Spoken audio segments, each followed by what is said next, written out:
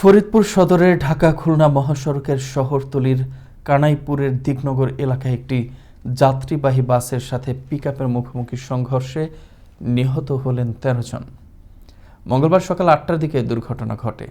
নিহতদের মধ্যে ৭ জন নারী, ২ জন শিশু এবং ৪ জন পুরুষ। দুর্ঘটনার খবরে নিহতদের স্বজনদের আহাজারিতে বাতাস ভারী হয়ে ওঠে। ফরিদপুরের পুলিশ সুপার মোর্শেদ আলম জানান, পিকআপটি উল্টো লেনে চলে আসার ফলে ঘটে এই দুর্ঘটনা। এদিকে ফরিদপুর জেলা প্রশাসক কামরুল হাসান নিহতদের দাফনের জন্য তাৎক্ষণিক সহায়তা হিসেবে ২০,০০০ টাকা করে দেওয়ার ঘোষণা দেন। এছাড়াও নিহত প্রত্যেককে ক্ষতিপূরণ হিসেবে ৫ লাখ টাকা এবং গুরুতর আহতদের ৩ লাখ টাকা দেওয়া হবে বলেও জানান তিনি। তো পিকআপের বিতে যাত্রী ছিল, তো ওখানে আর কি অনেক লোকই মারা গেছে।